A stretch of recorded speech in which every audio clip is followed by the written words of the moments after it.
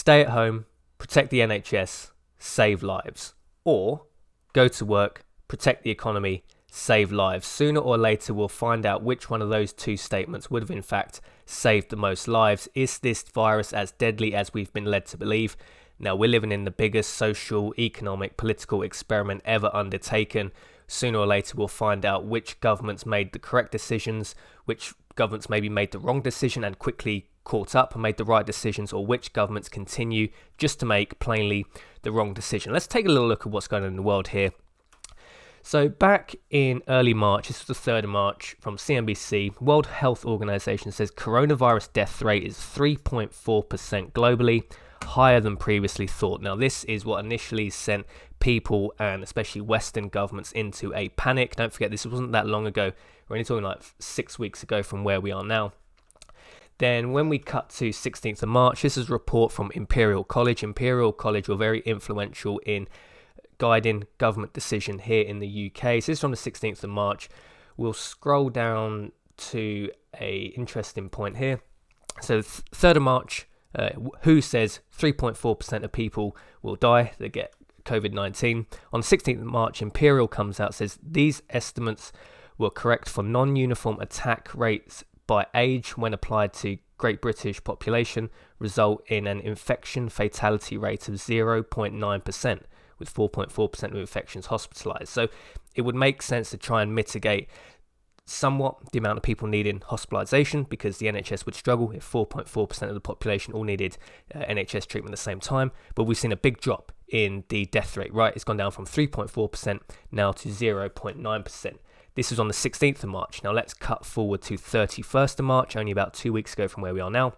Imperial again revises the infection fatality rate down once again. So 1 in 5 over 80s need hospitalisation, and death rate is 0.66%. Now that's about where Imperial are still maintaining the death rate, the infection fatality rate is. However, we have other studies coming around from the world. So don't forget, at the beginning, we had 3.4% death rate from the WHO. It keeps on getting revised down. Now, some of these studies are probably a little bit more shady, but German study shows coronavirus mortality rate is 0.37, 5 times lower than widely reported numbers.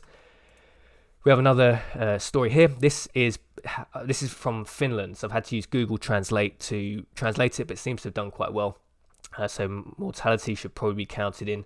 It hasn't translated correctly. Anyway, we'll read from here. So thus, when 203 Danes were declared dead today with coronavirus, it gives a mortality rate of 0.16%. Now, this is a small study. We shouldn't take this as gospel. It could be higher. It could be lower. We don't fully know. But this is a big step away from the 3.4% that the WHO originally talked about. There's another study here from America. Mass antibody test in this rural Colorado county sheds light on COVID-19's prevalence and lethality.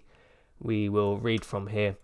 If the official count is off by a factor of more than 20, as suggested by the high estimate, the actual fatality rate would probably be only slightly higher than 0.1%, very similar to the Finnish study, around 0.1%. The Finnish study said 0.16%. Even this German study, 0.37. So it seems like COVID-19 is nowhere near as deadly as we have been led to believe. Not to say the government shouldn't do anything. It probably would have made sense to at least flatten the curve, at least for vulnerable people.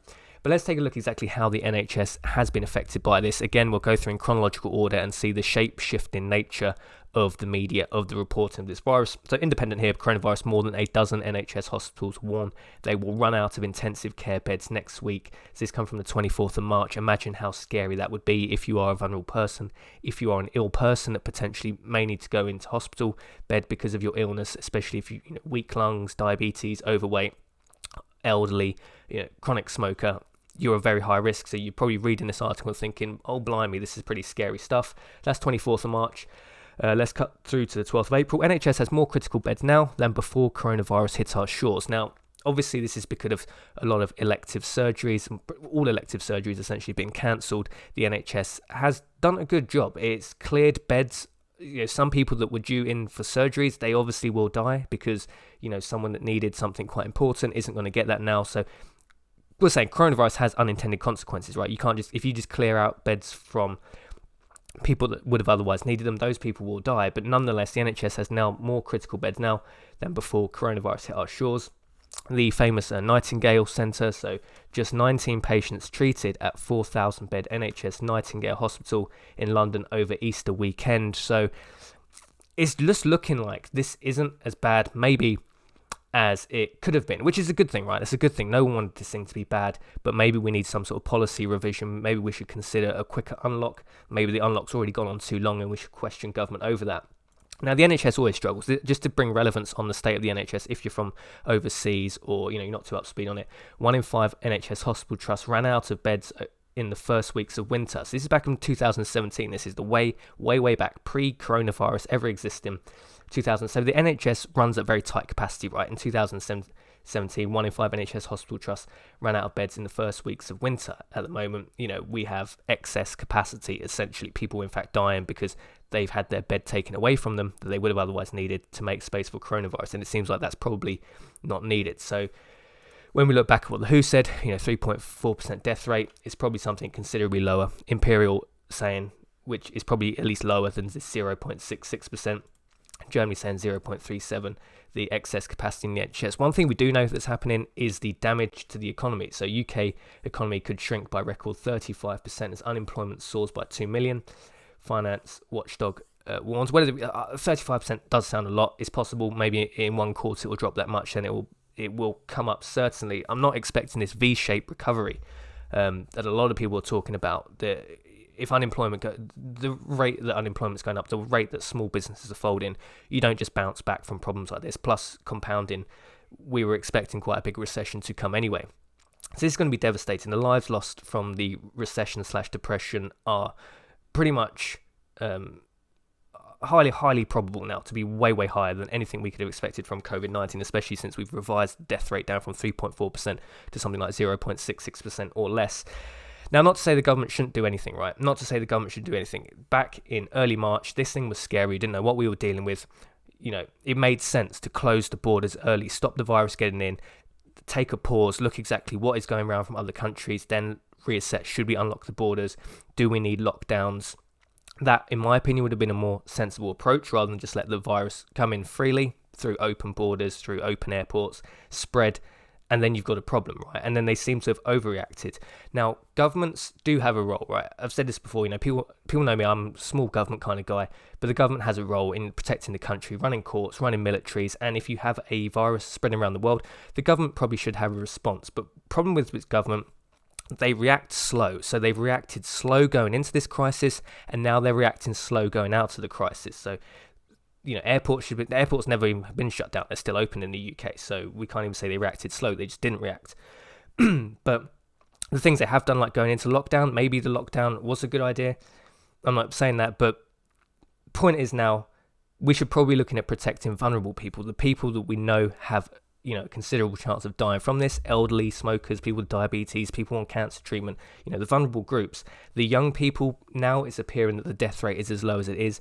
Young people, say people under 55, probably with no other health complications, probably really should be returning to work, because every day shorter we can make the lockdown, every day shorter we can try and at least attempt to get the economy back on some sort of track. It's never going to be like it used to be, right? This is a different world now. We've said this a lot before. The world has changed, but we want to try and take the best bits of the world pre-virus and carry it over post-virus. So we're not going to succeed in just destroying everything. So it's just an interesting one there. Death rate has been revised down many times. The NHS now has more beds available, critical care beds available now than it did before coronavirus hit. So it's probably a good time to start questioning the government lockdown and start questioning how devastating is this recession going to be. Do we really want potentially hundreds of thousands of people dying in an economic depression when it turns out this virus is nowhere near as deadly as previously seen? Love to know your thoughts and opinions on this one. Is there a wider agenda to this? Obviously, the big multinational corporations, some of them probably will be pushing for the enforced lockdown to continue because it's wiping out the smaller competition. I'm not saying that's why the lockdown is happening, but certain special interests will have a vested interest in the lockdown, i.e. destroying the competition. Amazon benefits, McDonald's benefits, the big multinationals will all benefit because they will ride this out, and when they bounce back, The economy will have been cleared of the small market players. It's an encroachment of government control. The police obviously like it because they've never had powers like this ever in the UK. Well, hundreds and hundreds of years. Anyway, let me know your thoughts and opinions. Have we made a big mistake? A lot of people are going to die from the fallout from this. Also, should it be stay at home, protect the NHS, save lives, go to work, protect the economy, save lives? Jason from Liberty Bunkers, sign off. See you in the next video.